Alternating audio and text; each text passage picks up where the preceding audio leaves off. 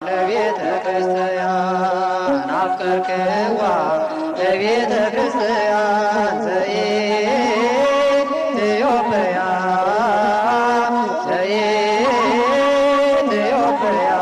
ቤተ ክርስቲያን። ሲያው ሁለተኛው ክፍላችንን በአጸደ ነፍስ ላይ ያለው ምልጃ እንመለከታለን። በአጸደ ነፍስ ስላለው ምልጃ ሲናገሩ የሚቃወሙበት ነገር ምንድነው? ከሞተ አንበሳ ያልሞተ ውሻ ይሻላል። ሕያዋን እንደሞቱ ያውቃሉና ሙታን ግን አንዳች አያውቁም፣ ስለማያውቁ ነው የማያማልዱት ይላሉ። በመጀመሪያ ደረጃ ነፍስ ምንድነች? እንግዲህ ነፍስ የምታውቅ የምትናገር ሕያዊት ናት። ከሰው ሁለት ነገሮች አሉ። ከአራቱ ባህሪያተ ሥጋና ከአምስተኛ ባህሪ ነፍስ የተፈጠረ ነው። ሰው አዋቂነቱ በነፍሱ ነው እንጂ በስጋው አይደለም። ስለዚህ የነፍስ ዕውቀት ነፍስ አዋቂት ናት፣ ለባዊት ናት፣ ሕያዊት ናት ማለት ነው። ስለዚህ ነፍስ አዋቂት ናት ማለት ነው። ሐዋርያው ቅዱስ ጳውሎስ ምንድነው የሚለው? በአንደኛ ቆሮንቶስ ምዕራፍ 13 ቁጥር 12 ላይ አሁን ግን ታወቀኝ፣ በግልጥም ተረዳኝ፣ ቀድሞ በመስታወትም እንደሚያይ ሰው ዛሬ በድንግዝግዝታ እናያለን። በሕይወተ ሥጋ ያለውን ዕውቀት ሲገልጽ ማለት ነው። ያን ጊዜ ግን ይላል በአጸደ ነፍስ ደግሞ ከሞት በኋላ ያለው የነፍስ ዕውቀትን ሲገልጽ ነው። ያን ጊዜ ግን ፊት ለፊት እናያለን። አሁን በከፊል በሕይወተ ሥጋ እያለን በከፊል ያለን ዕውቀት ከሞትን በኋላ በአጸደ ነፍስ ደግሞ ሙሉ ዕውቀት እንደሚኖረን ኋላ ግን እንደተገለጠልኝ መጠን ሁሉን አውቃለሁ ይላል። ስለዚህ ነፍስ አዋቂ ስለሆነች በአጸደ ሥጋ ከሚታወቀው ዕውቀት የበለጠ በአጸደ ነፍስ የሚያውቁት ዕውቀት ይበልጣል። መጽሐፈ መክብብ ምዕራፍ 9 ቁጥር 5 ላይ የተጻፈው ከሞተ አንበሳ ያልሞተ ውሻ ይሻላል። ይሄ ማለት ምን ማለት ነው? ከሞተ ኃጥእ ያልሞተ ኃጥእ ይሻላል። በሕይወተ ሥጋ ያለ ኃጥእ ተስፋ አለው። ንስሐ ገብቶ ሥጋውን ደሙን ተቀብሎ የጽድቅ ሥራ ሰርቶ መንግሥተ ሰማያትን ሊወርስ ተስፋ አለው። የሞተ ኃጥእ ግን አንዴ ስለሞተ ከሞት በኋላ ሃይማኖት ይዞ ምግባር ሰርቶ መጽደቅ ስለማይቻል ነው። ይሄንን ለመግለጽ ነው። መልካም ሪያወር ሰው እንዳሉት እንግዲህ ዕውቀት የነፍስ ገንዘብ ነው፣ በጸጋ የተቀበለችው ነፍስ ማለት እንግዲህ እስትንፋስ እንተወጻትም አፉል እግዚአብሔር የሚላት ነች። ያቺ የዕውቀትን ባህሪ በጸጋ እግዚአብሔር ተቀበላለች። ይህን እኮ በቀላሉ የምናየው ነገር ምንድን ነው? በምድር ላይ አንድ ሰው ሲያርፍ ወይም ሲሞት ስጋው አካሉ በሰዎች እጅ ያለ በምድር ላይ ያለ፣ ነፍሱ ግን የለችም። ያ በምድር ላይ ያለው አካል እዚህ ቦታ ላይ እንዲህ አይነት ገንዘብ አለኝ እንዲህ አምጡ፣ ቀብር እዚህ ቦታ ይፈጸም ብሎ ይናገራል እንዴ? አዎ፣ የሚያደርጉትን ነገር አያውቅም። ዕውቀትን ጠቅልላ ነፍስ ይዛው ሄዳለች ማለት ነው። ስለዚህ ነፍስ ዕውቀትን ጠቅልላ ይዛ ስለሄደች ታማልዳለች።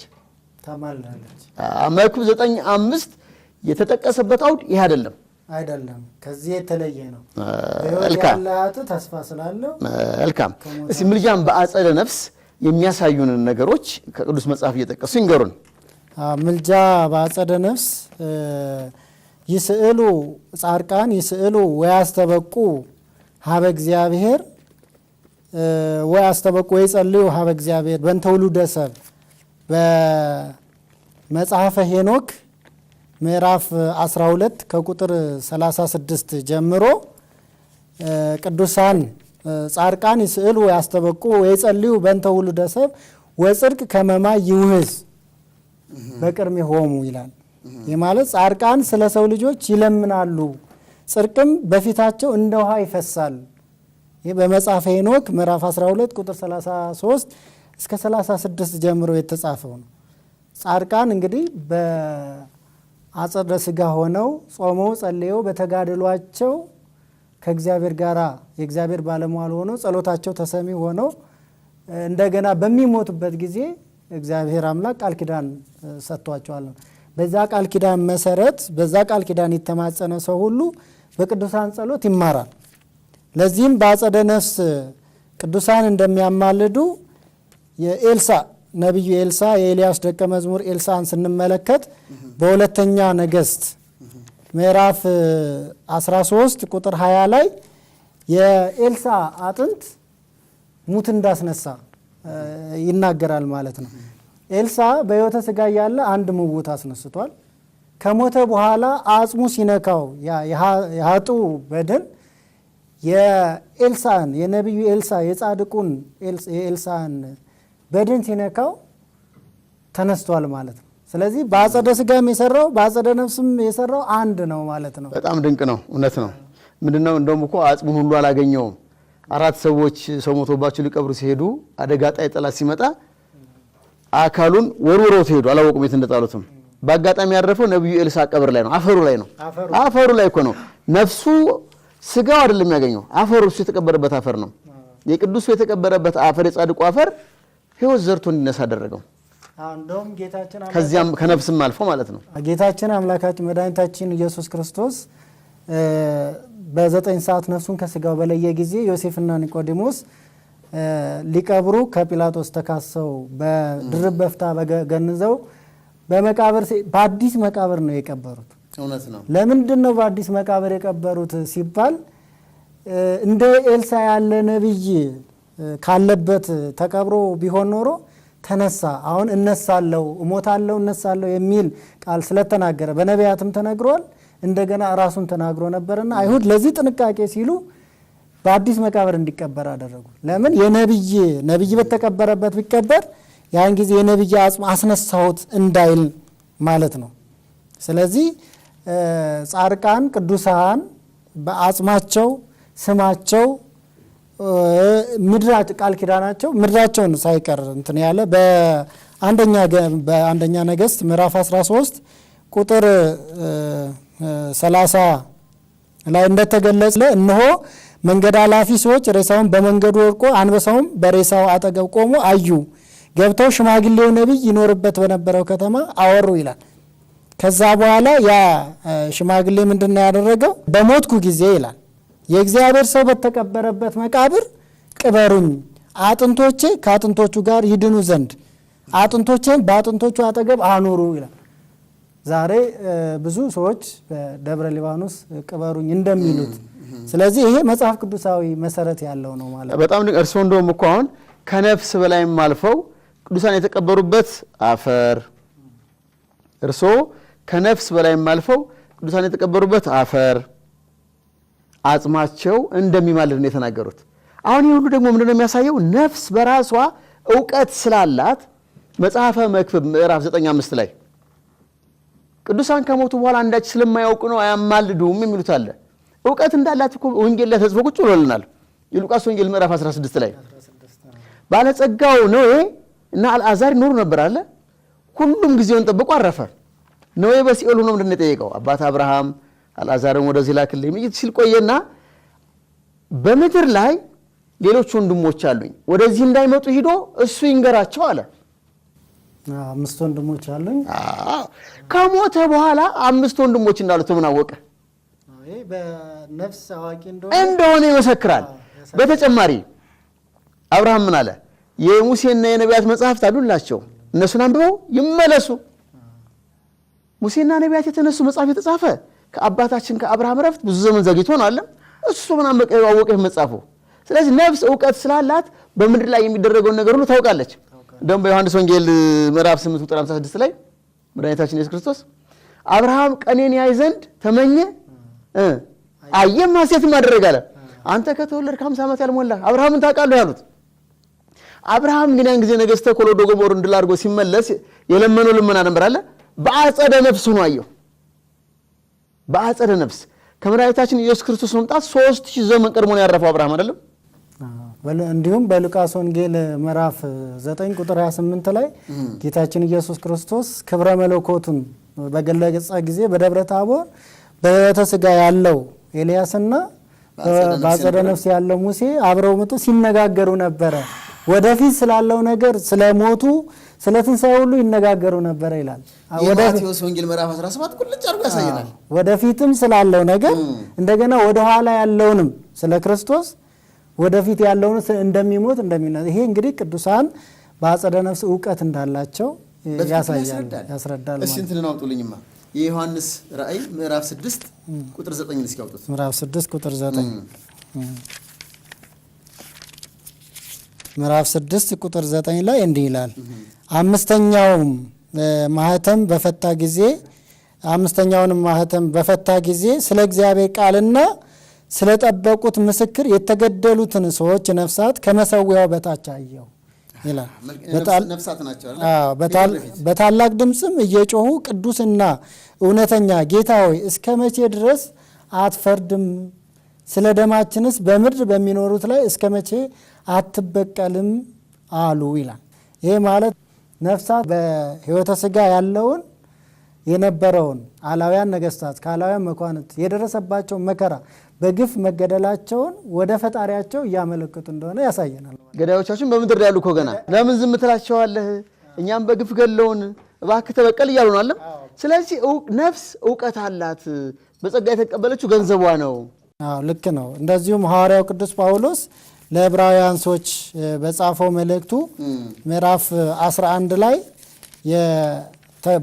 ተጋድሎ ያደረጉ ቅዱሳንን በሚዘረዝርበት ጊዜ ስለ አቤል ይላል ከቃየል ይልቅ የሚበልጥ መስዋዕትን ለእግዚአብሔር በእምነት አቀረበ፣ በዚህም ጻድቅ እንደሆነ ተመሰከረለት፣ የተቀበለው እግዚአብሔር ነው እያለ አቤልም እንዴት ከሞተ በኋላ ማን እንደገደለውና የገደለውን ቃየልን እና ዘሮቹን ሲካሰስ እንደነበረ ይናገራል በዚሁ በዕብራውያን መልእክት ላይ።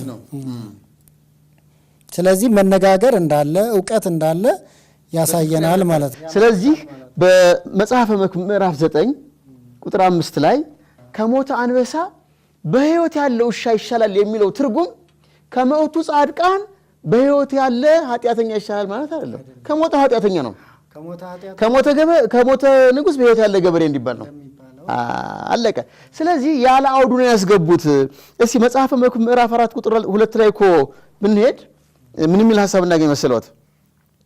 ምዕራፍ 3 ቁጥር 19 መጽሐፈ መክብብ ሰውና እንስሳ አንድ ነው፣ ከሞቱ በኋላ ነፍሳቸው ወደ አንድ ስፍራ ይሄዳል። የእንስሳና የሰው ነፍስ አንድ ነው እንዴ? አተረጓጎም ስልቱ ካልታወቀ ይጠፉበታል።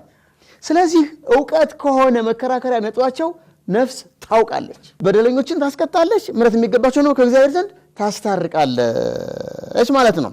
ይሄ ምንድነው? በ16ኛው ክፍለ ዘመን ላይ ተነስቶ የነበረ ክርክር ኢንተርሚዲየት ስቴት ይባላል። ክርስትና ተመስርቶ እስከ 1600 ዓመተ ምህረት ድረስ እስከ 15 17 18 ድረስ የቅዱሳን ምልጃ ጥያቄ ላይ ቀርቦ አያውቅም። እዚያ ወቅት ላይ ይሄ ጦርነት ተነሳ። ሰው ከእረፍቱ በኋላ ነፍሱ ምን ትሆናለች? ይህ ጥያቄ ነበር ወጣት ያታገላቸው ኖረው።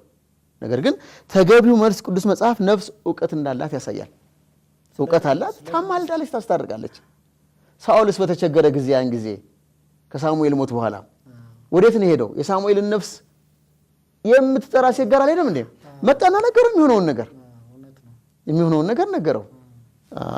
ስለዚህ ከልብ ሕያው ይሄይስ እምአንበሳ ምውት ማለት በሕይወት ከሌለው ሐዋርያው ጳውሎስ በሕይወት ያለው በደለኛው ሰው ይሻላል ማለት አይደለም። ያን ነው ያነጻጸረ ያለው። እንደውም እኮ እርስዎ ቅድም የነገሩን ነገር ምንድነው? ከነፍሳቸው አልፎ ኤልሳ የተቀበረበት የቀብሩ አፈር ሙት አነሳ። ከጳውሎስ ልብስ ላይ ቆርጠው ለሕሙማን ሲያጨሱላቸው የጴጥሮስ ጥላ ሲያርፍባቸው ጸጋው ከነፍሳቸው አልፎ ለስጋቸው፣ ከስጋቸው አልፎ ለልብሳቸው፣ ከልብሳቸው አልፎ ለጥላቸው ተርፎ ነበር። ስለዚህ በአማላጅነት ዙሪያ ላይ የሚነሳው ነገር ጭብጥ የሌለው ወንዝ የሚያሻግር ነው። መጽሐፈ ኢዮብ ምዕራፍ 33 ቁጥር 23 ነው። አውጡልኝ ደግሞ የሞት መላእክት ምንም እሺ ቢሆኑ በልቡ ወደ እግዚአብሔር ሊመለስ ቢያስብ ኃጢአቱን ለሰው ቢናገር በደሉንም ቢገልጥ ከነርሱ አንዱ እንኳ አይገለውም። በሞት እንዳይጠፋ ይጠብቀዋል። ሰውነቱንም እንደ ግድግዳ ምርግ ያድሳታል። አጥንቶቹንም በመቅን ይሞላል። ስጋውን እንደ ሕፃን ስጋ ያለመልማል። ከሰዎች ይልቅ ወደ ግብዙናው ዘመን ይመልሰዋል። ወደ እግዚአብሔር ይጸልያል፣ ጸሎትም ተቀባይነትን ያገኛል። በደስተኛም ፊት እያመሰገነ ይገባል፣ ለሰውም ጽድቁን ይመልስለታል። ያን ጊዜም ሰው ራሱን ይነቅፋል፣ እንዲህም ይላል የቀናውን መንገድ ለሰው ያስታውቀው ዘንድ ከሺህ አንድ ሆኖ የሚተረጉም መልአክ ቢገኝለት እየራራለት ቤዛ አግኝቻለሁና ወደ ጉድጓድ እንዳይወድ አድነው ቢለው ስጋው እንደ ሕፃን ስጋ ይለመልማል፣ ወደ ጉብዝናውም ዘመን ይመለሳል። ወደ እግዚአብሔር ይጸልያል፣ እርሱም ሞገስን ይሰጠዋል፣ ፊቱንም በደስታ ያሳየዋል። መልካም ጥሩ እኮ ነው። አሁን ጽድቁን ይመልስለታል። አሁን እዚህ ላይ ምንድነው የምናየው? ከሺህ አንድ ሆኖ የሚተረጉምለት መልአክ። ይሄ አሁን የምናየው ምንድነው? የሚታየው ነገር ሰውየው በችግር ውስጥ ነበረ። ተርጓሚው እግዚአብሔር ጋር ቀርቦ ይናገራል፣ ምሕረትን አገኘ ነው። ነገር ግን ይሄ እኮ የሚተረጉምለት ተብሎ የተጻፈው ቃል በኤንአይቪ በኪንግ ጄምስ ቨርዥን ሲታይ ሚዲያተር ነው የሚለው፣ አማላጅ ነው የሚለው። አውዱም ይሄ የሚያሳየው ያን ነው፣ ሌላ ነገር አለም። ነገር ግን መጽሐፍ ቅዱስን ሲመልሱት ወደ አማርኛ ምልጃ የሚለውን ቃል ለማደብዘዝ ሲሉ የሚተረጉም ብለውለታል። እግዚአብሔር አስተርጓሚ ይፈልጋል እንዴ? የሰውን ቋንቋ መስማት ተስኖት በጭራሽ። እንደውም የሚያሳይ ሰውየው ታሞ ነበር አለ፣ የሚተረጉምለት አለ፣ ፈውስ ሰጠው፣ አማለደው ማለት አይደለም እንዴ? መልካም እሺ። በሰው ልጅስ ሞት ገታው፣ ከሞተ በኋላ አያውቅም አሉ። በእርግጥ ደግሞ እንደሚያውቅ ብዙ የቅዱሳት መጽሐፍ ጥቅስ አይተናል። በመላእክትስ ላይ ምን ምክንያት አመጡ? ሞት አለባቸው እንዴ? ሞት የለባቸውም፣ መላእክት ያማልዳሉ። ይሄ ቀደም እንዳልነው ቆመ የሚለውም አማለደ ማለት ነው። አነ ውእቱ ዘቆም ቅድመ እግዚአብሔር፣ አነ ውእቱ ገብርኤል ዘቆም ቅድመ እግዚአብሔር። በሉቃስ ወንጌል ምዕራፍ 1 ቁጥር 19 ላይ በእግዚአብሔር ፊት የምቆመው እኔ ገብርኤል ነኝ ነው ያለው ለዘካርያስ። በእግዚአብሔር ፊት መቆም ማለት ለማማለድ ነው የሚቆም ቅዱስ ገብርኤል። እውነት ነው። እንደዚሁም ደግሞ በትንቢተ ዳንኤል ምዕራፍ 12 ቁጥር 1 ላይ ስለ ሕዝቦች የመላእክት አለቃ ቅዱስ ሚካኤል ይጸልያል፣ ይለምናል ይላል። የመላእክትን ምልጃ ይቆማል ይላል። ይቆማል ማለት ይማልዳል ማለት ነው ስለ ሕዝቡ። ስለዚህ መልአክ ቅዱስ ሚካኤልም ቅዱስ ገብርኤልም መላእክትም እንደሚያማልዱ በዚህ በተጠቀሰው መጽሐፍ ላይ ግልጽ ሆኗል ማለት ነው። እንዲህ ከሆነ እንግዲህ ሰው በስጋው ያውቃል በነፍሱ አያውቅም ከተባለ መላእክትስ የሚለውን ጥያቄ ያስነሳል ማለት ነው። ሰውም ደግሞ ከሞት በኋላ እንደሚያውቅ በደንብ አድርገን አይተናል፣ በሚገባ አድርገን። ሌላው ደግሞ የምንጨምረው ምንድነው? ስለ መላእክት ምልጃ ትንቢተ ዘካርያስ ምዕራፍ 1 ቁጥር 12 ላይ ያለው ነገር ራሱ ምን ያሳየናል? እስኪ እሱ እንዴት ነው ነገሩ? ትንቢተ ዘካርያስ ምዕራፍ 1 ቁጥር 12 ላይም ያለው ስለ መላእክት አማላጅነት በደንብ አድርጎ ይገልጸዋል ማለት ነው። ትንቢተ ዘካርያስ ምዕራፍ 1 ቁጥር 12 ላይ የእግዚአብሔርን መልአክ መልሶ አቤቱ ሁሉን የምትችል ሆይ እነዚህን 70 ዓመት የተቆጣሃቸውን ኢየሩሳሌምንና የይሁዳን ከተሞች የማትምራቸው እስከ መቼ ነው አለ ይላል። እግዚአብሔር መልአክ ነው። እግዚአብሔርም መልሶ ከኔ ጋር ይነጋገር ለነበረው መልአክ በመልካምና በሚያጽናና ቃል ተናገረው ይላል። የሚያጽናና ማለት እምርልሃለሁ የሚለው ቃል ነው። የሚያጽናናው ምህረት ነው፣ ቸርነት ነው ማለት ነው። ስለዚህ መላእክት እንደሚያማልዱ ይሄ ቃል በደንብ አድርጎ ግልጽ ያስረዳል ማለት ነው። በደንብ በትክክል እንግዲህ ምልጃ በአጸደ ስጋም በአጸደ ነፍስም የሰው ልጆች እንደሚያማልዱ መክብብ 9:5 ከሆነ እንቅፋቱ እውቀት እንዳላት የኖህና የአልዓዛርን ታሪክ አነሳን። ዮሐንስ 8 አብርሃም ቀኔን ያይ ዘንድ ተመኘ የማስየትን አደረገ አነሳን። በማቴዎስ 17 ላይ ደግሞ የሙሴ በአጸደ ነፍስ የነበረው መጥቶ ከክርስቶስ ጋር ሲነጋገር ነበር በተራራው ላይ። ይሄ ሁሉ እውቀት አይደለም እንዴ? እውቀት ነው። ስለዚህ ምንድነው ትክክለኛ የመጽሐፍ ቅዱስ ሐሳብ ቁልጭ ግልጥ ብሎ እያለ ያልተጻፈውን እያሰቡ የሚናገሩበት ምክንያት በዚህ ዘመን ምንድነው? ይሄ እንግዲህ አሁን በእኛ ቤተክርስቲያን የኢትዮጵያ ኦርቶዶክስ ተዋሕዶ ቤተክርስቲያን መጽሐፍ ቅዱስን የማወቅ የማንበብ የሁሉም መብት ሲሆን መጽሐፍ ቅዱስን የመተርጎም ሌላውም ቅዱሳት መጽሐፍ የመተርጎም ግን የትርጉም ማዕከላዊነት ያስፈልጋል ማለት ነው። የትርጉም ማዕከላዊነት ከሌለ ማንም እንደተነሳ እንደራሱ ሐሳብ የሚተረጉም ከሆነ ስተት ላይ ይወርቃል ማለት ነው። ይሄ ሁሉ ስተት አሁን ቤተክርስቲያን ከተመሰረተችበት ጀምሮ 2000 ዓመት ሆኗታል። የኦርቶዶክስ ተዋሕዶ ሃይማኖት ምንም ያለምንም መዛነፍ እስካሁን ቀጥላለች። ከዛ በኋላ የተከፋፈሉ ሰዎች ግን በብዙ ሺህ የሚቆጠሩ ሆነዋል። ይሄ ሁሉ ክፍፍል የፈጠረው ምንድነው? የመጽሐፍ ትርጉምን እንደ ራስ ሐሳብ የመተርጎም ነው። ስለዚህ የትርጉም ማዕከላዊነት ያስፈልገዋል። በማዕከል መተርጎም አለበት እንጂ መጽሐፍ ቅዱስን የማንበብ የማወቅ የሁሉም መብት ቢሆንም ትርጉም ግን ማዕከል ሊኖረው ይገባል ማለት ነው። ይሄ ቢሆን ሁሉን አንድ ያደርገዋል፣ ያስማማል ማለት ነው። በጣም እውነት ነው። መቼም እንግዲህ እግዚአብሔር ለሰው ልጆች የሰራው ስራ የተጻፈው በቅዱስ መጽሐፍ ተመዝግቦ ነው። የሰው ልጆች የህይወት መንገድም እሱ ነው። ነገር ግን ብዙዎች ቅዱስ መጽሐፍን ተንተርሰው ብዙ ነገር ሰርተዋል ምድር ላይ ዋጋቸውንም ተቀብለውበታል። በሀገራችን ላይ የቅባትና የጸጋ ባህል ሲመጣ ለሁለት ሰዎች የተለያየ ነገር ይነገር ነበረው የካቶሊክ ሚሽነር ነበረ። ይሄን ሐሳብ ያውቃሉ? አዎ። ምንድነው ደግሞ በሰዎች ዘንድ አንድ ችግር አለ። በዚህ በወጣቱ ዘንድ ምንድነው ይሄ ሱፐርማሲ ኢንፍሉዌንስ የሚባለው የስነ ልቦና ትምህርት አንድ ሰው በሀብት በእውቀት ከፍ ብሏል ተብሎ ከታሰበ የሚናገረው ነገር ሁሉ እውነት ነው። ፈረንጆቹ በሀብት በቴክኖሎጂ እውቀት ከፍ ያሉ ስለሆነ የሚናገሩት ነገር ሁሉ እውነት ነው ተብሎ ይታሰባል። ይሄ ስህተት ነው የጣለው ወጣቱን። እውነት ነው። ስለዚህ መጽሐፍ ቅዱስን ሰው ሲያነብ በእውቀት ብቻ አይደለም፣ በቅን ልቡና በጸሎት እግዚአብሔርን በመጠየቅ መሆን አለበት እንጂ በእውቀት ብቻ መሆን የለበትም ማለት ነው። ስለዚህ በቅን ልቡና ብንተረጉመው የእግዚአብሔርን ረድኤት የእግዚአብሔርን አጋዥነት በጸሎት እየጠየቅን ብንተረጉመው መጽሐፍ ቅዱስን ትክክለኛውንና እውነተኛውን ትርጉም እናገኛለን ማለት ነው። በእውቀት ብቻ ግን አይገኝም። እውነት የመጽሐፍ ቅዱስ ትርጉምም እኮ የራሱ የሆነ ቋንቋ፣ የራሱ የሆነ ባህል፣ የራሱ የሆነ ታሪክ፣ የራሱ የሆነ መልክዓ ምድር የተጻፈላቸው ሰዎች ባህል ነበራቸው። ያን ባህል፣ ያን ቋንቋ፣ ያን ታሪክ መሰረት አድርጎ የተጻፈለም መጽሐፍ ቅዱስን ለመተርጎም እነዚህን ነገሮች በሙሉ ተሻግሮ እዚያ ዘመን ላይ ማረፍ ያስፈልጋል። እዚያ ዘመን ላይ ሳያርፉ በዚህ ዘመን ሐሳብ ልረዳ ቢሉት አይሆንም። ይሄ ነው አሁን ችግር እየፈጠረ ያለው ይሄ ነው። ተመልካቾቻችን የዕለቱን መርሃ ግብራችንን እዚህ ላይ እናጠናቀቃለን። ቀሪዎቹን መርሃ ግብሮች እንድትከታተሉ በአክብሮት እንጋብዛለን። ይክዋ ለቤተ ክርስቲያን አፍቅርክዋ ለቤተ ክርስቲያን ዘኢትዮጵያ